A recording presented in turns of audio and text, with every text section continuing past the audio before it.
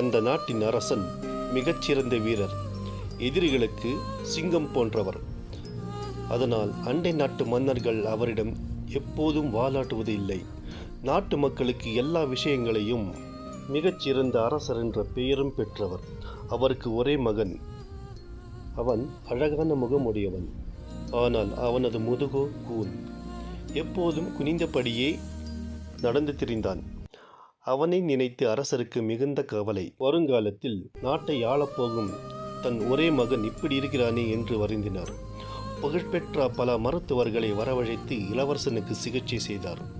ஆனால் எந்த பயனும் இல்லை. இறுதியாக வயதான ஒரு மருத்துவரை பற்றி கேள்விப்பட்ட அரசர் அவரை வரவழைத்து ஆலோசனை கேட்டார். உங்கள் மகனுக்கு மருந்து அவரிடம் இருக்கிறது. இளவரசன் கம்பீரமாக நிமிர்ந்து நடந்து செல்வது போல ஓவியம் ஒன்றை வரைவதற்கு ஏற்பாடு செய்யுங்கள். அந்த ஓவியத்தை இளவரசனின் அறையில் வையுங்கள். அந்த ஓவியம் அடிக்கடி அவர் கண்களில் தென்படட்டும் என்றார் மருத்துவர். அதன்படி இளவரசனின் ஆளுயர ஓவியம் வரையப்பட்டது. அதை பார்த்தபடியே வளர்ந்தார் இளவரசன். சில ஆண்டுகளில் அவனது கூன் முதுகு கொஞ்சம் கொஞ்சமாக சரியானது. மிக நன்றாக நிமிர்ந்து நடக்க ஆரம்பித்தான். மன்னருக்கு மகிழ்ச்சி. அந்த மருத்துவரை அழைத்து பொற்காசுகளை அள்ளி கொடுத்தார். மன்னா, முன்பே சொன்னது போல உங்கள் மகனுக்காக மருந்து அவரிடமே இருந்தது. நான் எதுவும் செய்யவில்லை.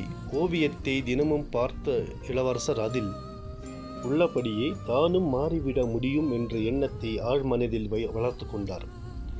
அந்த நம்பிக்கைதான் அவரை நிமிர்த்தியது என்றார் மருத்துவர். மகேந்திரபுரி நாட்டை மகேந்திரன் ஆண்டு வந்தார். அவருக்கு பூரணி என்ற மகள் இருந்தாள்.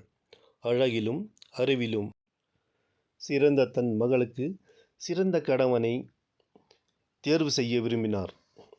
மற்ற நாட்டு இளவரசர்களுக்கு சுயம்வரம் அழைப்பு விடுத்தார்.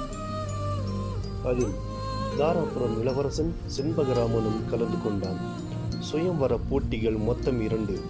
முதல் போட்டியாக ஒரு தட்டில் கடுகும் கருப்பு எள்ளும் கலந்து வைக்கப்பட்டன.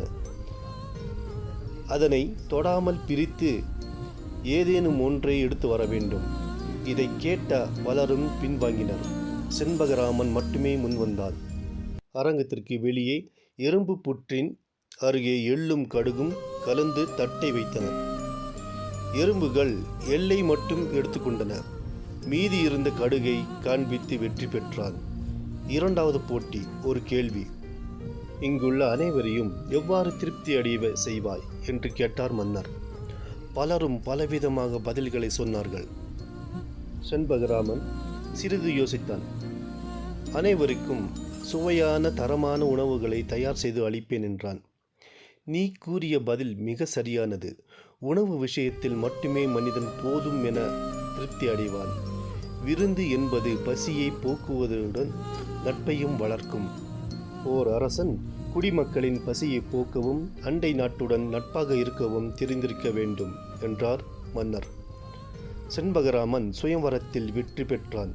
இளவரசி பூர்ணிக்கும் செண்பகராமனுக்கும் திருமணம் நடைபெற்றது.